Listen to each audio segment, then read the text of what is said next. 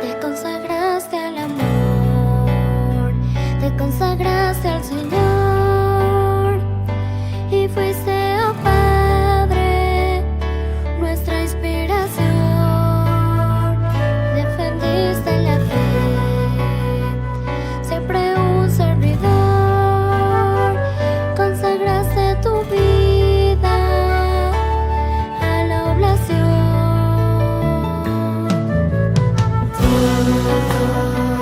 Por amor de Dios, por amor de Dios, todo por su amor. Todo por amor de Dios, por amor de Dios, todo por su amor. Mato bella,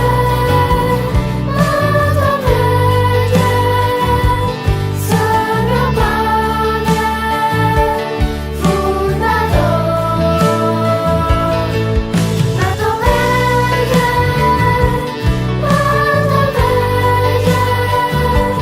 Sagra Padre, fundador. María, la madre que elegiste por su amor. Y el sagrado corazón consagraste al Ecuador. Todo por amor de Dios, por amor de Dios, todo por su amor. Todo por amor de Dios.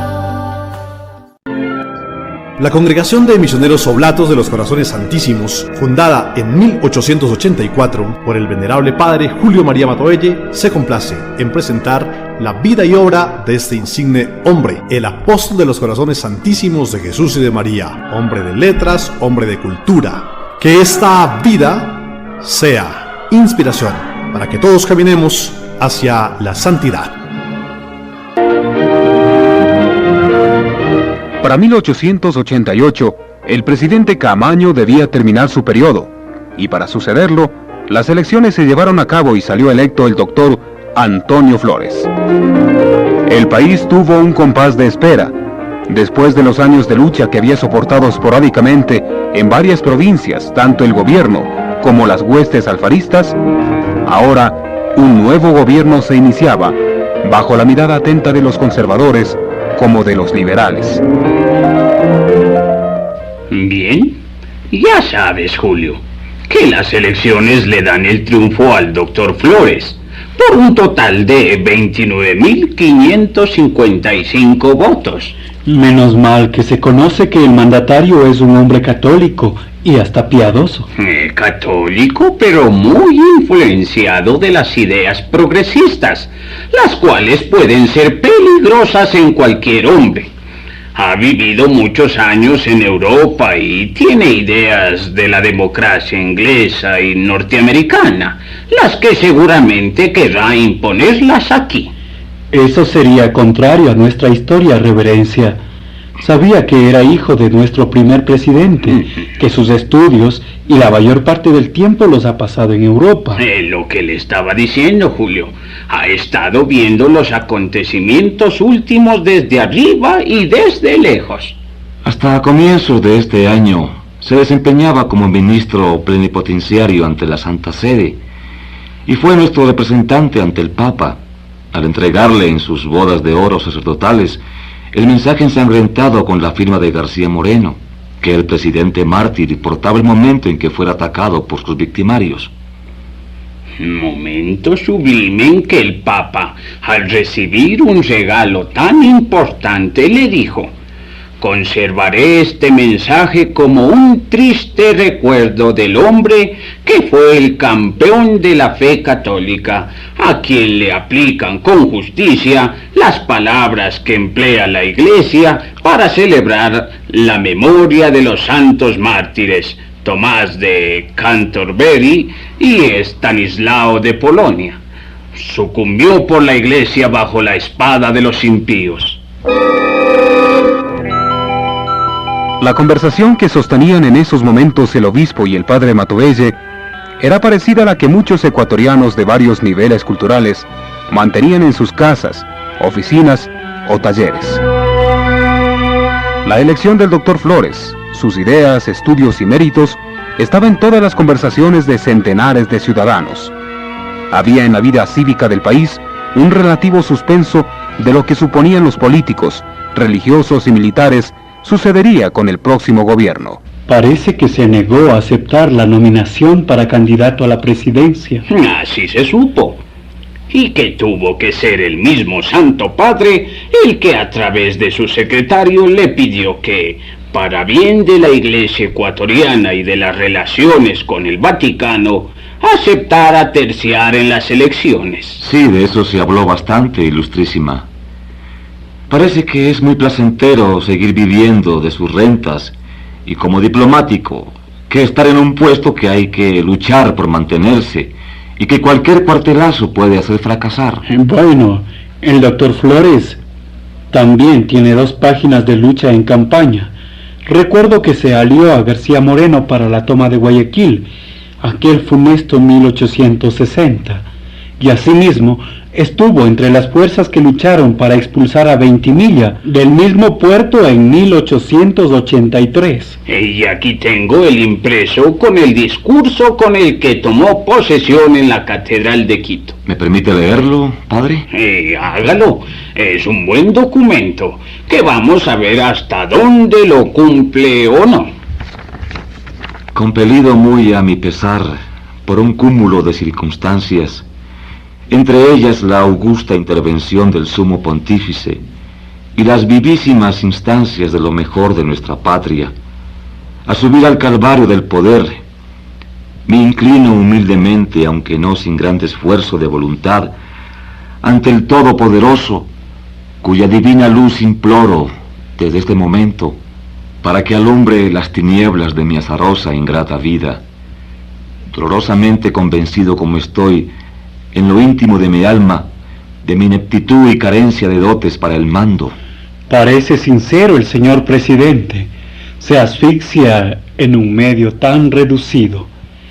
Él, que ha estado tan acostumbrado a los mundos europeos, en que la libertad y una diferente concepción política reinan en todos los ambientes. Tenga usted cuidado con el plan de gobierno que ha presentado, padre.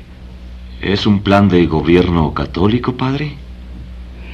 Sí, pero también lo es antigarciano.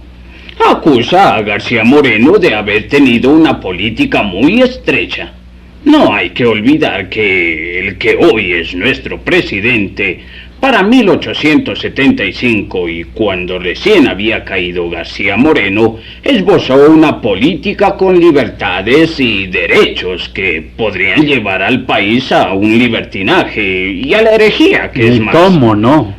Recuerdo haber leído un documento en ese sentido, en el que con mucha audacia acentuaba un conocimiento del materialismo histórico y señalaba que los males que padece el Ecuador en el orden político son solo consecuencia del desequilibrio económico. Mire usted, dese cuenta, reverencia, exactamente lo que le digo.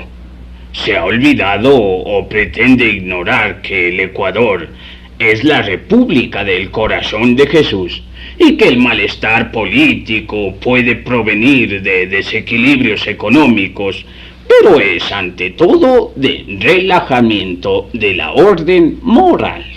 Ya en el Congreso hemos tenido advertencias sobre ese sentido, y creo que prudentemente va a tener que reconsiderar esa política. Y ahora ustedes en el Congreso van a tener una dura lucha sobre el pedido que ha hecho el Poder Legislativo. ¿A qué se refiere, Ilustrísima? Está el presidente empeñado en que el Ecuador concurra a la exposición universal que el año entrante celebrará Francia, con motivo del centenario de la Revolución Francesa. Estamos enterados, pero no creo que haya mayoría parlamentaria que apoye tan descabellado propósito. Yo mismo me opondré con mi palabra y mi voto a que el país asista oficialmente a un acto en que se conmemora la implantación de lo anticatólico y del triunfo de la masonería.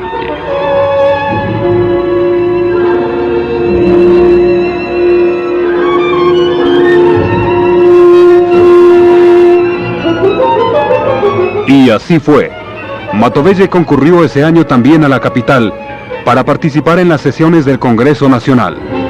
Y uno de los temas más espinosos que tuvieron que tratar fue ese, de los 10.000 sucres que el Ejecutivo solicitaba para poder participar en la Exposición Universal. Ya en las sesiones, los debates entre liberales y conservadores estallaron con violencia.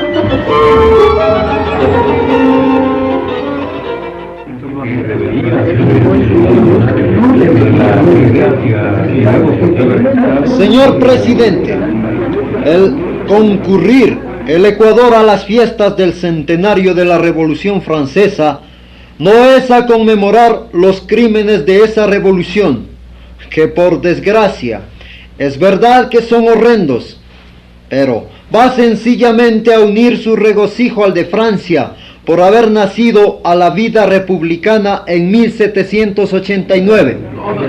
Señor presidente, aquí tengo unos periódicos franceses en que se demuestra que la exposición está destinada a conmemorar la revolución. Véase pues que el objeto de la exposición no es puramente artístico e industrial, sino que con ella se quiere celebrar la revolución más impía y sangrienta y atroz que han visto los siglos.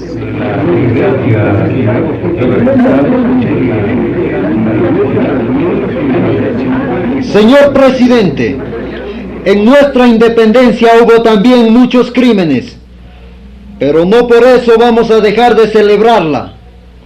Todos los años han estado celebrando el Ecuador sin protesta de nadie el 14 de julio, fecha clásica de la toma de la Bastilla. ¿Por qué solo ahora nacen los escrúpulos para no concurrir a una gran exposición? Estados Unidos, al iniciar su vida republicana, proclamó una constitución atea, y los ecuatorianos, como nación católica, concurrimos a la exposición de Filadelfia, en que se conmemora ese suceso. No conviene perder la oportunidad de sacar ventajas económicas con motivo del hecho trascendental que conmemora.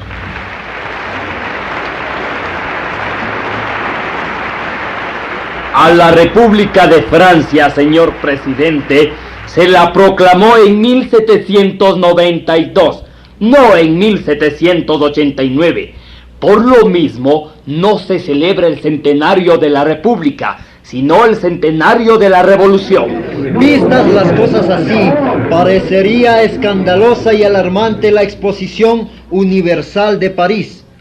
Pero, dígaseme, ¿de dónde se deduce que el subsidio que se desea facilitar a nuestro comercio e industria, la concurrencia a la exposición, va a contribuir directamente a glorificar las ideas revolucionarias? ¿Qué peligro corre con esto nuestra religión? ¿Cómo suponer que el Ecuador católico, que es la nación constantemente puesta de rodillas ante la divinidad, que el Ecuador, que protestó solo contra la ocupación de los estados pontificios y contribuye oficialmente a la sustentación del Papa, cómo suponer, digo, que hoy quisiera apartarse de sus tradiciones y abrigar las ideas de la Revolución Francesa? Señor presidente, la revolución impía y sacrílega para con la religión fue sanguinaria y cruel para con la Francia. ¿Qué institución benéfica, qué invento útil para la humanidad se hizo en 1789? No fue la República, sino el terror lo que se preparó entonces para la Francia. Se declararon los derechos del hombre no para respetarlos, sino para conculcarlos uno a uno, hasta los más preciosos y sagrados. Despiadadas confiscaciones y horrendas carnicerías envolvieron en breve, de un confín a otro, en luto y lágrimas a la Francia. ¡Oh! No es una forma de gobierno, no la república lo que nació en 1789, sino el monstruo devorador de la revolución.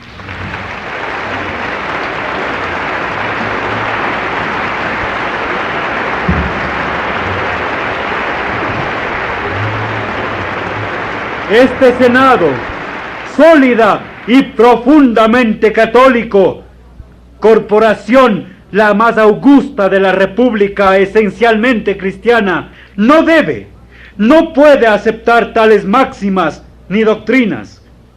Estoy pues seguro de que la gran mayoría del Senado votará en contra del proyecto.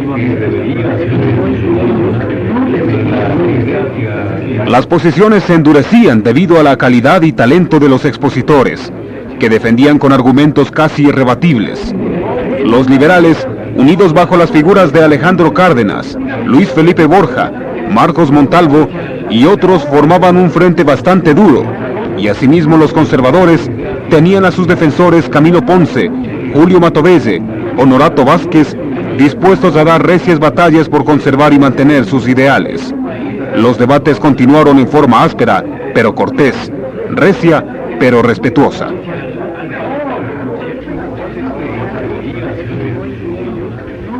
El elocuentísimo discurso del señor Matovelle, habría estado en su lugar y tenido su razón de ser si yo hubiera pretendido, óigase bien, justificar la Revolución Francesa.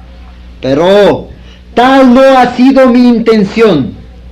Por más que yo reserve en mis adentros mi juicio acerca de ese gran movimiento social y político, por lo tocante a los principios políticos de la Revolución Francesa, no hay por qué asustarse.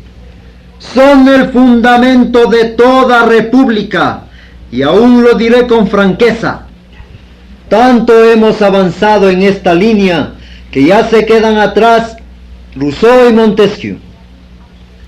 En nuestra misma independencia colombiana, ¿acaso no hubo matanzas y crueldades que lamentamos, pero de las que nos olvidamos al celebrar los grandes aniversarios de nuestra vida independiente? La exposición es ante todo un concurso industrial y comercial, cuyo objeto final es el lucro.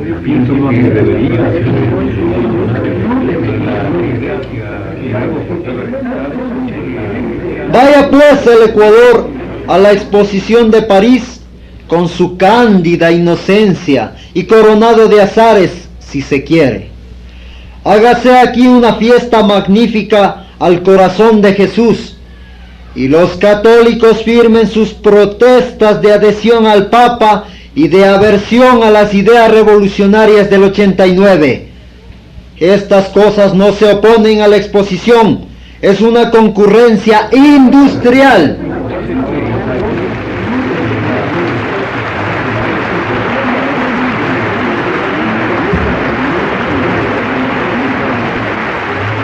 No vamos nosotros, señor presidente, a celebrar la Revolución Francesa.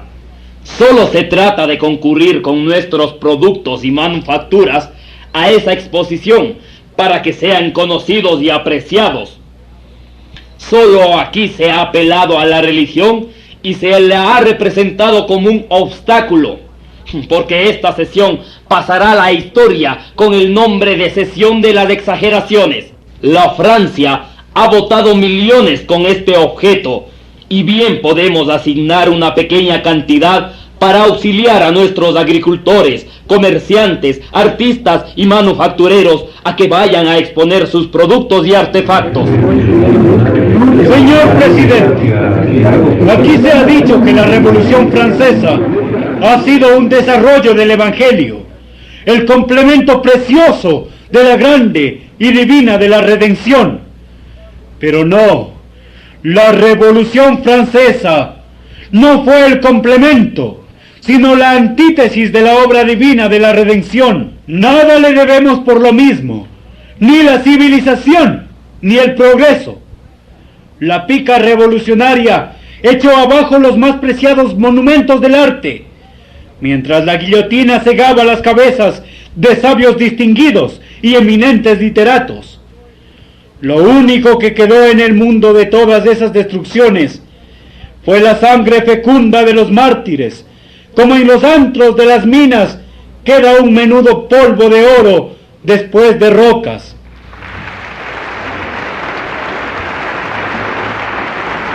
La palabra y los conceptos de Matovelle eran siempre contundentes. La oposición tenía que medir bien sus intervenciones para no dar argumentos deleznables a los conservadores que estaban empeñados en obstaculizar el pedido del Ejecutivo de conseguir 10,000 pesos para que el país concurriera a la Exposición Universal en París. Señor presidente, queda pues fuera de toda duda que no es un fin puramente económico ni la conmemoración del establecimiento de la República de Francia el objeto de la proyectada exposición. Lo que realmente tuvo lugar el 89 fue la revolución impía y antisocial que derribó el trono y el altar, minó por sus bases la sociedad y proclamó la monarquía sangrienta y feroz que terminó en el reinado del terror, como en su lógico y necesario coronamiento. Aquí se da mucha fuerza a la presidencia de las naciones europeas. Repito, señor presidente, que esas naciones son monárquicas y solo por esto se abstienen de concurrir a la exposición. No les conviene engrandecer ni agasajar a una república que celebra su fundación sobre las ruinas de una monarquía, mas para nada han influido los motivos religiosos que solo aquí vienen a alegarse. Permítame, señor presidente, concluir mi exposición anterior diciendo que los honorables legisladores y el propio Poder Ejecutivo, en su mensaje, protestan que su intención no es enaltecer los horrores revolucionarios, que muy por lo contrario los maldicen y detestan. Pero yo no comprendo cómo se puede celebrar el centenario de la Revolución Francesa sin aprobar por lo mismo sus perversísimas doctrinas, causa primera y eficaz de tan monstruosas abominaciones. Comprendo, sí, muy bien, que los que ensalzan la revolución llamándola fuerza motriz del mundo, luz de la civilización moderna, palanca del progreso, quieren tenaz y decididamente celebrar su centenario.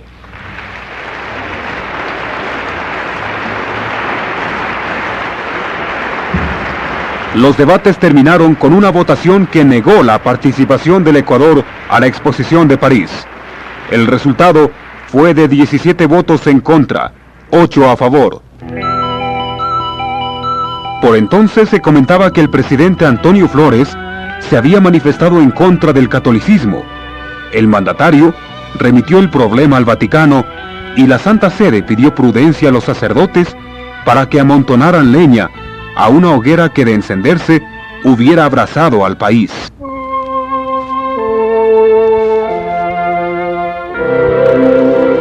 Después de las labores del Congreso que terminaron el 8 de agosto, Matovelle regresó a Cuenca. Como siempre, Lo fatigoso del viaje y su salud, que nunca lograron restablecerse del todo, lo mantuvieron unos días en recogimiento y oración. La vida había cambiado desde sus primeros años de sacerdocio. Ahora el trabajo era más arduo. Las perspectivas de difusión de su obra se iban ampliando y nuevas iniciativas para extender la fe se presentaban día a día. Para el año que comienza tendremos más trabajo, padre. Y nuestros novicios todavía demorarán en ordenarse. Así es. Es como el vino que hay que añejarlo para que su sabor sea mejor y su aroma nos complazca. Todavía están lejanos los días en que podamos celebrar con júbilo la consagración de nuestros primeros sacerdotes oblatos, salidos de nuestra casa de formación. Debo informarle, padre, que en su ausencia, la Junta Orientalista ha trabajado en algunas sesiones, pero los problemas siguen siendo los mismos. Sí, ya lo sé. No se avanza por la carretera del Pan a Méndez, y se ha conseguido dinamita para la construcción del camino que está inconcluso. Además hay un problema grave, padre. Los peruanos han ocupado la zona de Yaupí. Cuenca estuvo muy preocupada por eso. El invasor se ha acercado mucho a Méndez. Se trató sobre la necesidad de mantener el camino del Sixi a Gualaquiza, centro de civilización e industria en el corazón de la selva.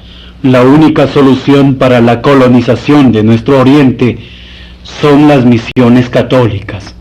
La única esperanza de atender y evangelizar a los pobladores. Nunca lamentaremos suficientemente este censurable descuido del actual gobierno. Nunca alcanzaremos sino el día en que palpemos la triste realidad. El invasor está avanzando sobre nuestro territorio, padre. Un día, viendo el avance del usurpador y el abandono total del territorio patrio, querrán los gobiernos liberales enmendar los errores, pero ya será tarde para remediar el mal, porque esos abnegados misioneros habrían abandonado ese fecundo campo para no morirse de hambre y abandono.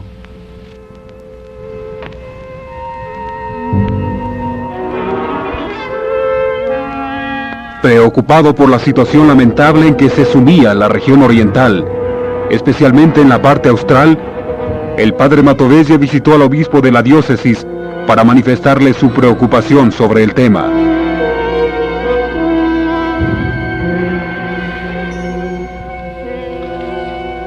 Lo comprendo perfectamente, padre. Yo también sufro mucho por los misioneros que están abandonados en la selva.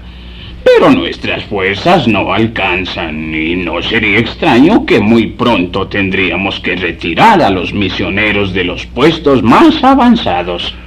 Es doloroso saber que en algunos lugares se carece de todo recurso. Así es. Los misioneros fueron a la selva, se internaron llenos de amor a Dios y a su patria. El gobierno les ofreció apoyo, protección y auxilio pecuniario.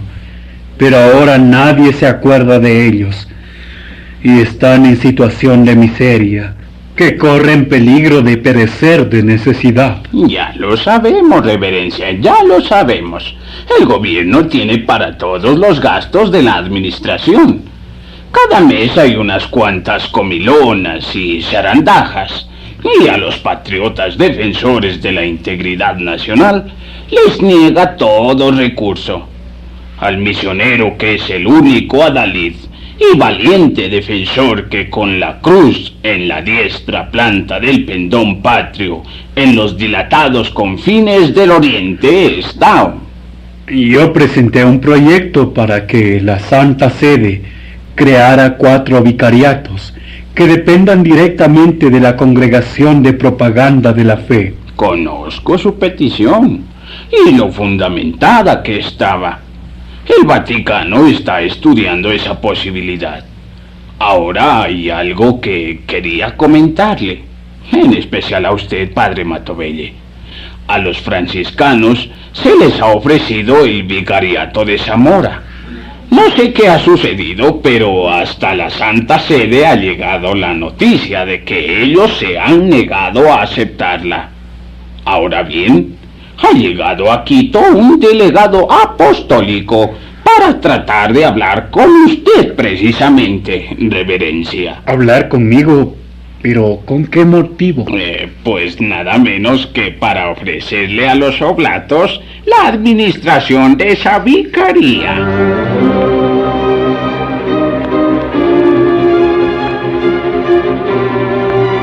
Matovelle comprendió que el ofrecerle a su joven congregación una vicaría demostraba que Roma reconocía el valor y prestancia de la Orden de los Oblatos.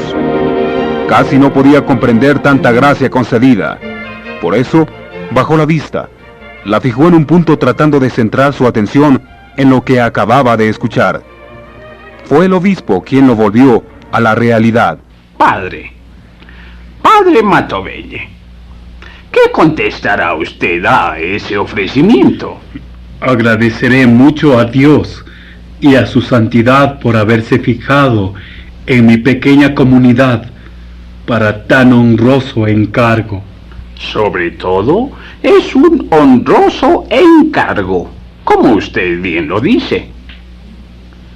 Hay que saber que Roma no encarga misiones de infieles, sino a comunidades antiguas y aprobadas. Eso demuestra un reconocimiento tácito del Vaticano a su congregación. Así es, padre. Así es. Me emociona y sorprende, Ilustrísima. El Señor sigue derramando bendiciones sobre este humilde servidor y sobre mis compañeros de lucha y de trabajo.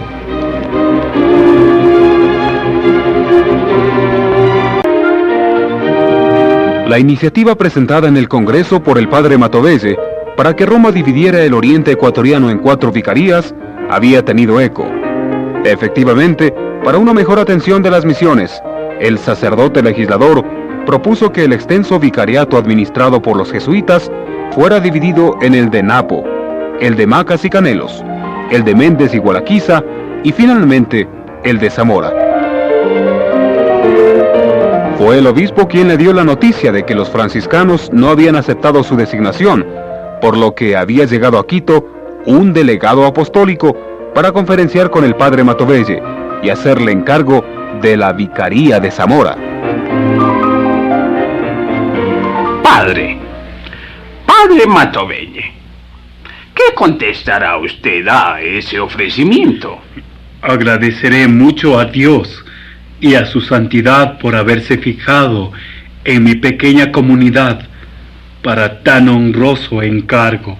Sobre todo, es un honroso encargo, como usted bien lo dice. Hay que saber que Roma no encarga misiones de infieles, sino a comunidades antiguas y aprobadas. Eso demuestra un reconocimiento tácito del Vaticano a su congregación. Así es, padre. Así es. Me emociona y sorprende, Ilustrísima. El Señor sigue derramando bendiciones sobre este humilde servidor y sobre mis compañeros de lucha y de trabajo.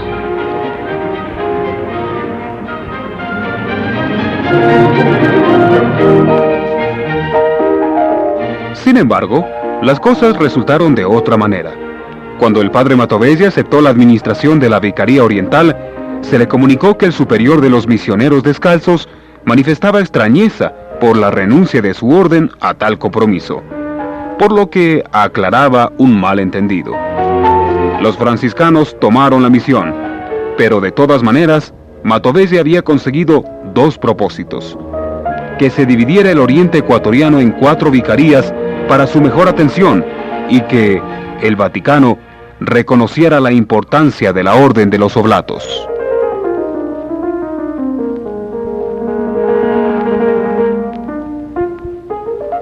En el interior del convento, los padres consideraron que el hecho del equívoco demostraba un amplio conocimiento de la Santa Sede hacia las comunidades religiosas y especialmente a la que ellos formaban. La salud de Matovelle se resentía por temporadas, especialmente en invierno donde la humedad le afectaba y los dolores de cabeza se recrudecían. Pero el ánimo de trabajar lo impulsaba a seguir sin preocuparse mayormente de sus dolencias.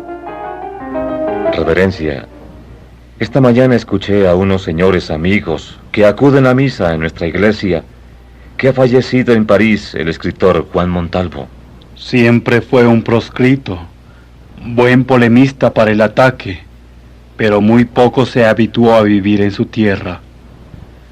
Prefirió Europa y desde allá vio los problemas que sucedían en el país. Parece que sus últimos días fueron de mucha pobreza, padre. No tuvo para medicinas y muy pocos centavos finales los dedicó a que se compraran flores para adornar su cadáver. Pobre hombre. No quiso ser ni buen padre, ni buen esposo, y tampoco buen amigo. Atacó a quienes le ayudaron económicamente, y se echó furioso contra los que alguna vez le negaron ese apoyo. Al único que no trató mal fue a Eloy Alfaro, que era otro de sus benefactores. Y no es solo él. Hace unos meses murió también en Chile don Pedro Moncayo, otro escritor y luchador contra los tiranos. Bueno, luchó contra Franco y fue el creador del periódico El Quiteño Libre. Ese es su mayor triunfo. Pero en horas aciagas para la patria y estando juntos a García Moreno en Lima, parece que no estuvo de acuerdo con las gestiones de este con el presidente Castilla y se separó de mala manera. Sí. Creo que la alianza con el presidente peruano para invadir Guayaquil no fueron de su agrado. Eran tiempos difíciles y los hombres que vivieron esos momentos tenían otra visión de los acontecimientos.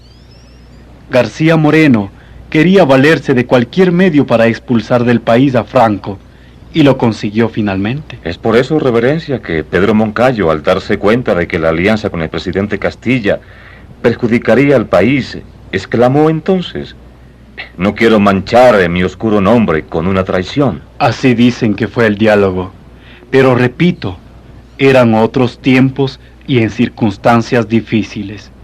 Más vale que nos alegremos al saber que ya los sacerdotes salesianos han llegado al Ecuador y están organizando sus colegios y misiones. Al fin han tenido buen término las gestiones personales que realizó en Roma el obispo Ordóñez entonces. Sí, gestiones que las hizo nada menos que ante el propio Papa León XIII. Han llegado al Ecuador 12 sacerdotes enviados por su fundador, don Juan Bosco. Esa es otra gestión que impulsó el presidente García Moreno, padre. Vea usted cómo son las cosas. Mientras el presidente mártir propulsaba la venida de misioneros, de religiosas para hacerse cargo de la educación del pueblo, el dictador Veintimilla se dedicaba a las francachelas y a construir un teatro, el mismo que ya fue terminado en Quito. ¿Un teatro? Dicen que es el más grande del país. Posiblemente. Grande, elegante, y llevará el nombre del mariscal de Ayacucho. Ah, padre, casi olvido decirle que todo Cuenca está inquieta, porque no se sabe en qué terminará las gestiones que el gobierno ha pedido al rey de España para que arbitre sobre la disputa de límites con el Perú. Un laudo arbitral no está mal. Es un buen intento de resolver ese viejo pleito. ¿En qué terminará? Posiblemente en nada. El Perú no quiere devolver los territorios usurpados y seguirá su avance por la selva, quitándonos tierras. Ah, si todo el oriente estuviera a cargo de los misioneros, de los evangelizadores, se hubiera formado una muralla de nacionalismo en contra del usurpador.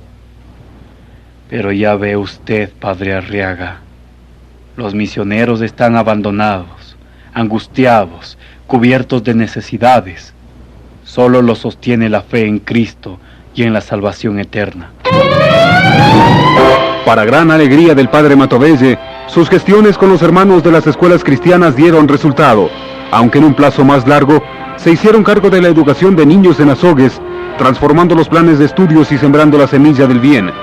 En cambio, las madres de los Sagrados Corazones se instalaron mucho antes y asimismo, siendo bien recibidas, comenzaron a trabajar con las niñas, a las que en poco tiempo transformaron en educandas piadosas y responsables de sus deberes con Dios y con la patria. Un día, llegó hasta la casa de los Oblatos el doctor Remigio Crespo Toral, sincero amigo y compañero de las sesiones parlamentarias. La recepción fue cordial y los recuerdos afloraron inmediatamente. Ah, mi querido padre, realmente he tenido el placer de escucharlo y aplaudirlo en varias oportunidades en el Congreso. Pero una sesión inolvidable fue para mí aquella en que usted defendió los diezmos para la iglesia. Oh, eso fue en el año 83, doctor. Fue una dura jornada. Allí hubo que emplearse a fondo. Créame que me basta cerrar los ojos para volver a verlo a usted, a los congresistas, a los de la oposición y escuchar también el ambiente que reinaba ese día en la sala de sesiones.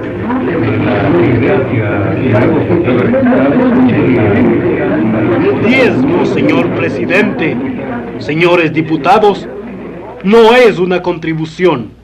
Eso no es exacto. El diezmo es el sacrificio que debemos hacer a una parte de nuestros bienes para el culto de Dios y el sostenimiento de su iglesia. ¿Puede haber cosa más santa ni más obligatoria que esta?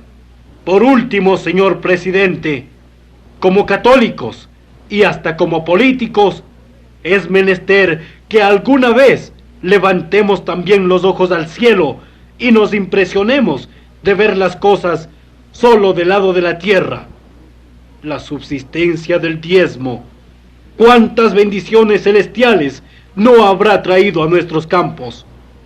Pregunto ahora, ¿no será motivo para estas bendiciones de lo alto esa porción que con el nombre de diezmo separamos de nuestras cosechas para presentarla luego como la oblación más justa en los altares del Señor? En todo caso, la proporción que se discute debe ser negada, para que después la honorable asamblea, de acuerdo con la Santa Sede, dicte las medidas más oportunas en esta materia, respetando siempre la fe de los tratados, la religión y la justicia. El doctor Crespo Toral sonrió un poco al recordar aquellas jornadas que vivieron juntos en el Congreso de 1883.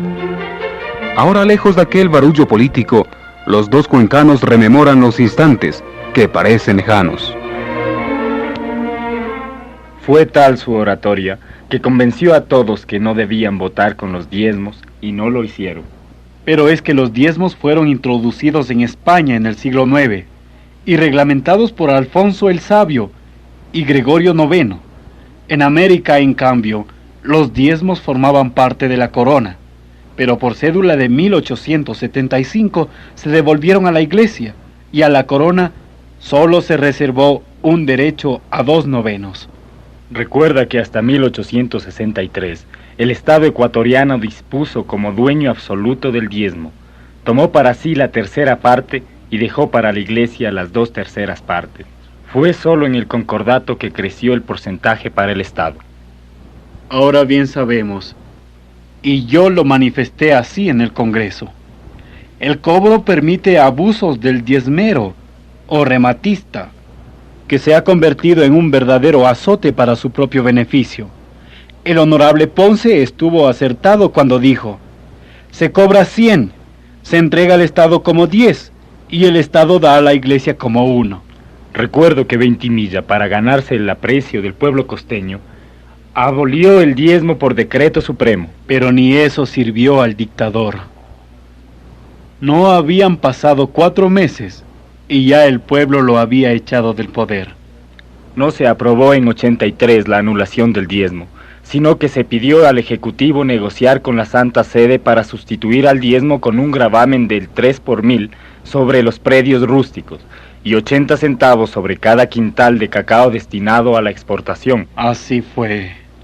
El diezmo había sido abolido en muchos países, ya influenciados por el liberalismo que rechazaba a Cristo, y el Vaticano, para no crear más fricciones que podían desatar guerras civiles, interviene amistosamente. Vea usted, padre, el delegado apostólico que llegó recién de Roma ha accedido a abolir el diezmo desde el 1 de enero de 1890. Se ha cambiado realmente. Antes se cobraba en frutos, ahora se cobra en dinero. Obra del liberalismo impío que trata de conculcar por todos los medios el poder de la Iglesia. Vamos encaminados a malos tiempos, doctor. Las fuerzas del mal atacan los cimientos de nuestra religión, y nosotros solo tenemos para defenderla a la oración y a los sacratísimos corazones de Jesús y de María.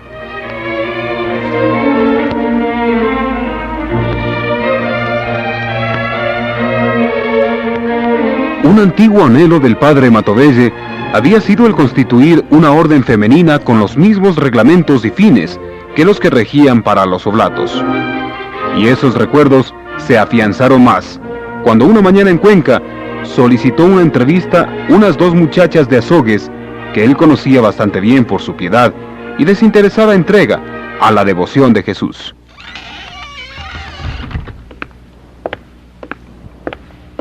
Vaya, qué agradable visita. No esperaba verlas, buenas amigas en Cristo. Reverencia, denos usted la bendición. Que el Señor las cubra de bendiciones, muchachas. ¿Cómo así por esta casa? ¿Cómo están las obras pías en Azogues? Bien, padre, siempre extrañándole. Reverencia, quisiera que nos atienda un momento, ya que venimos a consultarle algo muy importante. Bien, muchachas. Tomen asiento y con gusto las atenderé. Usted recordará que cuando estuvo usted en Azogues, nos agrupó en una congregación piadosa, y que allí fuimos muchas las que acudimos para perfeccionar nuestra alma al servicio de los demás. ¿Cómo voy a olvidarlo? Las satisfacciones que dieron al Señor frecuentando los sacramentos, las prácticas de piedad cristiana, cuidando a enfermos, visitando a los pobres, ayunando cada semana. Bueno, reverencia, entonces formamos nuestra congregación de hijas de María y le pedimos que nos diera un reglamento de vida más austera, ya que queríamos progresar en nuestra espiritualidad. Y les redacté un reglamento que ustedes observaron cuidadosamente. Desde el día de nuestra consagración, nos consideramos como novicias de una gran religión, la del amor. Los primeros viernes los dedicábamos al Santísimo Corazón de Jesús. El sello distintivo de nuestra asociación ha sido siempre humildad y caridad. Para nosotras, desde entonces, el mundo ha estado muerto, y nosotras muertas para el mundo, bajo los votos de obediencia, pobreza y caridad. Todo eso es grato a los ojos de Dios, muchachas. Siempre consideré que Dios nuestro Señor había puesto ese grupo de ustedes en mis manos, por altos fines que su divina majestad se proponía, aunque yo ignoraba aún cuáles podrían ser. Así pasamos 2 años, padre, y usted nos prometió que si persistíamos en nuestro intento de perfeccionamiento, intercedería ante el obispo para conseguir que se aprobara canónicamente nuestra asociación. Sí. Todo ello sucedió en Azogues durante los años que trabajamos los oblatos allá.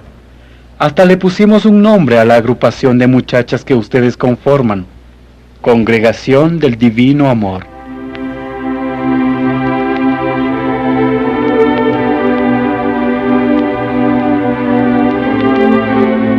El padre y las 2 señoritas piadosas recuerdan tantas cosas que han transcurrido en esos días. El encargo que tuvieron de ponerse al servicio de la educación, tomando a su dirección una escuelita para niñas indias que Matovelle había fundado en la población.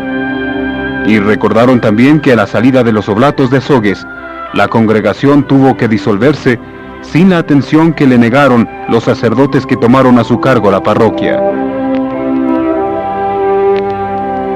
Por eso hemos venido, padre, porque aunque muchas de nuestras compañeras se han ido del grupo, en cambio vemos algunas que estamos decididas a seguir aquí en Cuenca bajo sus órdenes. La congregación del Divino Amor no ha muerto, padre. Estamos nosotras.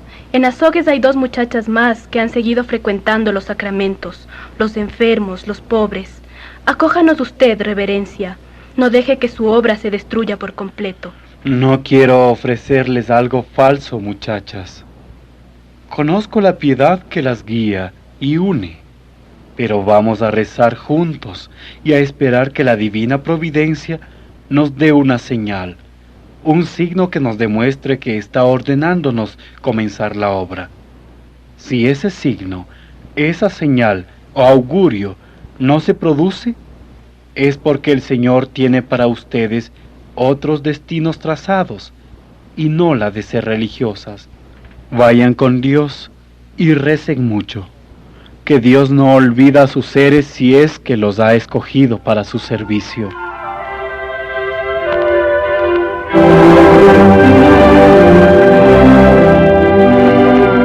No se había despedido aún de las dos muchachas cuando tuvo que saludar a su hermana, doña Marianita Matovelle. Estaba confundida por una fuerte impresión. Se veía que sus ojos habían llorado mucho. Al notarlo, el padre Matovelle la abrazó, la hizo sentar y luego se sentó junto a ella, tomándole las temblorosas manos entre las suyas. ¿Qué ha pasado? ¿Por qué estás tan nerviosa? Es que no sabes lo que ha sucedido. Es una desgracia, una terrible desgracia. Pero vamos, hermana, tranquilízate y cuéntame qué es lo que te conturba. Ha muerto tu mamá, Julio.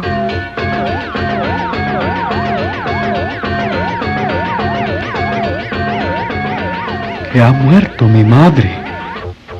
Santo Dios. ¿Y cuándo ha sido? ¿Cómo lo supiste? Recibí una carta de Lima. En ella me dicen que doña Juana falleció sin confesarse porque había perdido el don de la palabra. Pobre mi madre. Nunca supo cuánto la quise. No ha podido confesarse, pero estoy seguro que mis oraciones al Santísimo Corazón de María para la conversión de los pecadores ha intervenido por ella para su salvación. Mi madre no supo nunca cuánto la quise.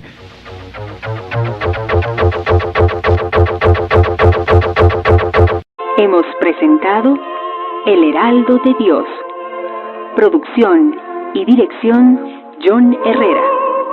Coordinación general Luis Supliguicha y David Rambay. Libretos Álvaro Sanfélix.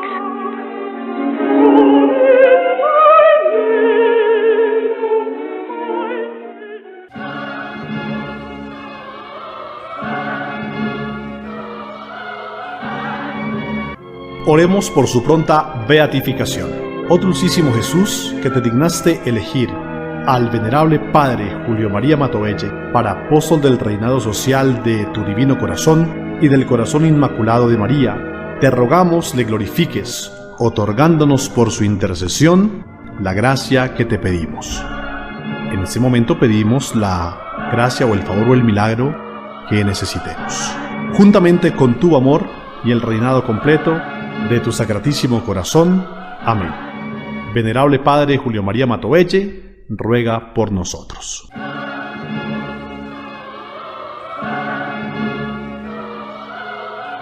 Los invitamos el día de mañana a la misma hora a este encuentro con el venerable Padre Julio María Matovelle.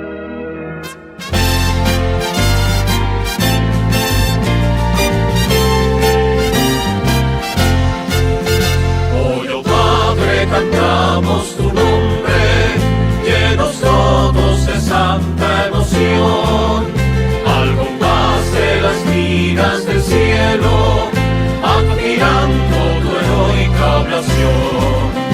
Oh yo Padre, cantamos tu nombre, llenos todos de santa emoción, al compás de las liras del cielo, admirando tu heroica oblación, admirando tu heroica oblación. Oh yo Padre, cantamos tu nombre, llenos todos de santa emoción.